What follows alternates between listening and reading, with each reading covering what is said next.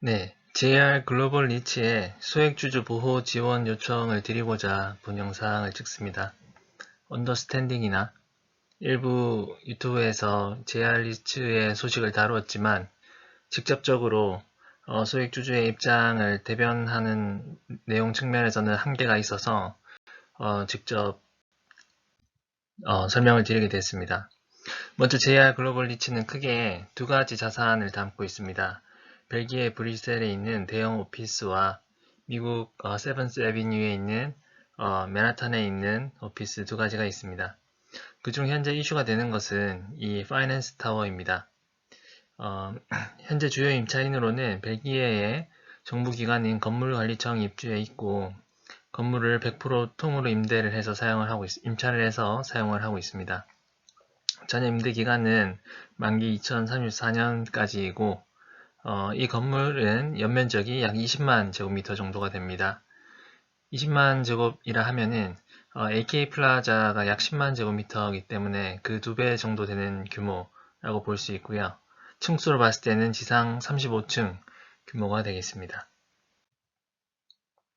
이 JR 글로벌 리츠의 자산을 보면 자산 2조 6천억 원에 부채가 약 1조 5천억, 자본이 약 1조 2천억 정도로 구성되어 있습니다. 최종 현재의 부채 규모는 1조 7천억 원으로 또 집계가 되고 그 중에서 상단에 두 개의 빨간색 표시를 한 전단체와 무보증사채 3-1번이 지금 기한이익을 상실했습니다. 먼저 도래했던 이 전단체 만기 4월 27일에 이제 JR 글로벌 리츠에서는 회생 신청을 하게 됐습니다. 그래서 지난 경과로 봤을 때는 27일 날 서울회생법원으로 회생 신청이 들어갔고요. 4월 28일에는 이 상황을 인지한 국토교통부에서 운용소에 대한 특별조사가 착수가 됐습니다. 주식은 증권 거래가 정지가 됐고요. 신용평가사에서는 JR 글로벌 리츠의 신용 등급을 강등을 시켰습니다. 당초 A- 등급을 유지하다가 약 4월 20일경에 BBB 플러스 정도로 등급이 내려왔다가 이 회생 신청이 있었던 후에 D등급으로 강등되었던 것입니다. 그리고 4월 29일에는 합동관계기관의 점검회의가 있었습니다. 국토부와 금감원, 금융위, 부동산원이 참석을 했고요. 이 시장 안정화 조치와 관련해서 내용을 다루었습니다. JR의 이 법원 회생 절차의 동향과 리츠 시장 전반 현황을 점검하고 대응 방향을 논의를 했습니다. 그리고 다음날 30일에는 서울회생법원에서 이 JR 글로벌 리츠의 대표에 대한 신문이 있었습니다. 이 회생 신청을 하면서 동시에 ARS라는 자율채권자 협약 절차를 신청을 했기 때문에 그 단계가 적용이 되는 것이고 약 1개월에서 3개월이 소요되는 것으로 파악이 됩니다. 네, 그러면 소액주주 보호 지원을 요청을 드리는 요지입니다. 첫 번째는 소액주주가 약 73%, 28,000명인 서민 리츠입니다. 그래서 국토부의 앵커 리츠의 투입 지원을 요청드립니다. 두 번째로는 현지인, 외국인, 벨기에에서 감정평가를 작성할 때 과도하게 낮게 잡는 갑질이 있었습니다. 이에 캐시트랩 해소를 위하여 지원을 요청드립니다. 세 번째로는 회계감사 의견 적정, 신용등급 A-, 국토부 감독 적합 의견을 토대로 투자를 했던 소액주주가 대다수입니다. 연금계좌를 사용을 했고 60대 이상 등으로 은퇴자금을 투자한 이런 소액주주 입장에서는 이러한 상황이 투자를 하게끔 결정하게 만들었던 이런 금융체계적인 상황이 정상적으로 보였기 때문에 불가항력적인 측면이 있었습니다. 네, 먼저 합동회의 결과를 보겠습니다. 시장 영향은 미미하고 앵커리츠를 통해서 유동성 공급을 지속한다. JR 글로벌 리츠에 대해서는 모니터링을 강화하겠다. 라고 했습니다. 네, 관련 뉴스를 봤을 때 JR 글로벌 리스크의 전이는 제한적이다. 라는 언급이 계속되고 있습니다. 이 점검회의의 본 뉴스에서도 계속해서 시장에 대한 영향은 제한적이라고 얘기를 하고 있습니다. 그럼에도 불구하고 일부 다른 기사에서는 반대로 영향이 있다는 내용을 확인해 볼 수가 있습니다.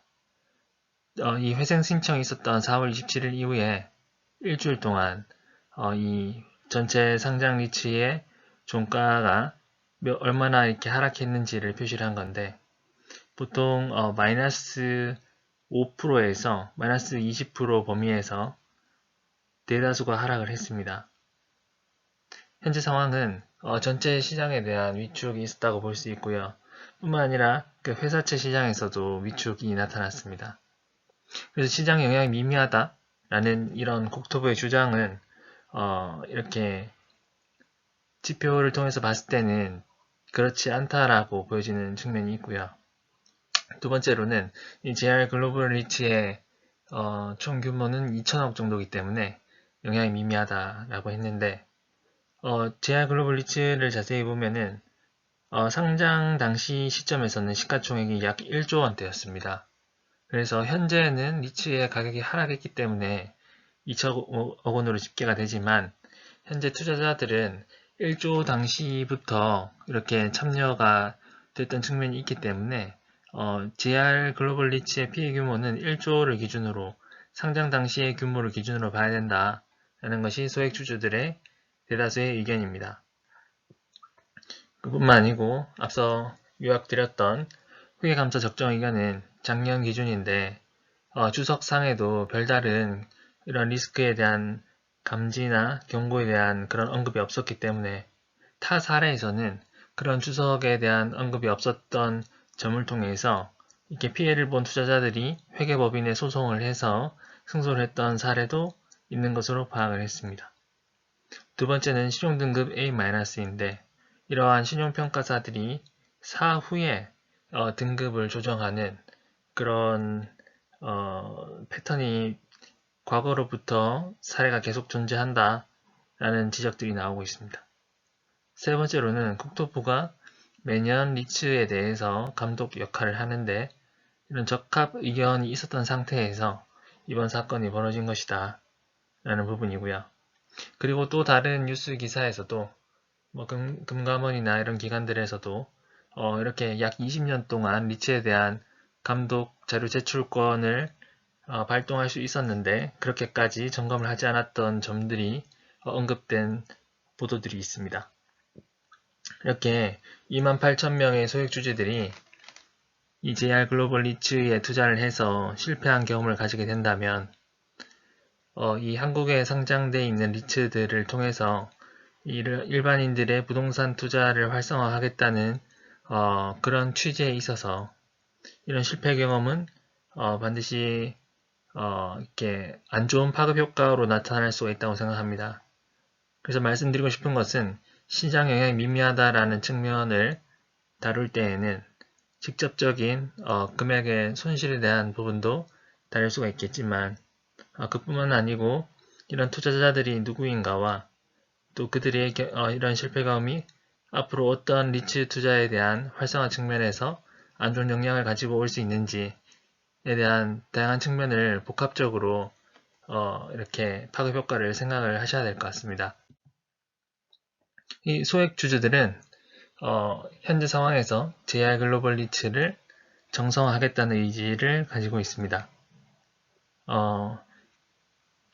제가 개인 주주들을 상대로 이렇게 투표를 진행한 것이 있습니다. 정상화를 시키기 위한 이런 소액주주 연대를 구성하는 데 있어서 이렇게 찬성 투표를 한 건데, 전체 총 주식수 대비 찬성 비율은 약 9.3%가 참여 의사를 표시를 했고요. 액트라는 소액주주 연대 모임상에서는 약 97%가 찬성을 했습니다. 그리고 이러한 약 10%를 목표로 했었으나 지금 9.3% 되는 지분율을 바탕으로 앞으로 계속해서 홍보활동을 하고 주주들을 취합을 해서 점점 지분율을 높여나갈 계획입니다. 이런 소액주주의 정상화 의지에 대한 뉴스 보도들이 있습니다. 사고 직후부터 꾸준히 현재까지 약 일주일 정도 경과하였는데 골든타임으로 보고 소액주주 연대에서 활동을 하시고 있습니다. 예, 저희는 채권단에 대해서도 이렇게 채무 유예와 리츠 정상화에 대해서 협조를 해달라는 요청을 했고, 유상증자까지도 의향이 있다. 다만 자산 헐값 매각이 우려되니 그 부분만 막아달라라는 입장을 견지를 가지고 있습니다. 하지만 일각에서는 그러나 그 유상증자를 하더라도 그 규모가 부담이 된다라는 목소리도 나오고 있습니다. 이에 국토부에 앵커 리츠 투입 지원을 요청을 드립니다. 이미 국토부에서 보도한 점검회의 결과 보도자료에 보면은 앵커 리츠를 통해서 상장 리츠 시장 전반에 대한 유동성 공급을 지속한다라는 내용이 있습니다. 하지만 한 분께서 파악해본 바 이런 앵커 리츠 자체가 장내에서 직접 매수를 할 수도 있고 유상증자에 참여를 할 수도 있고 프리-IPO 등 다양한 집행 이력이 있다는 것을 파악을 했습니다.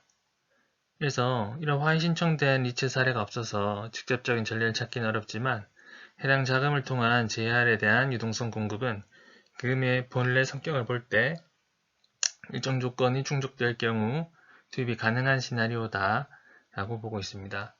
저도 찾아보니 약 5년 전쯤 이러한 앵커리츠의 활용의 자율성을 더 향상시키는 방향으로 한번 제도 개선이 있었던 걸로 볼 수가 있었고요.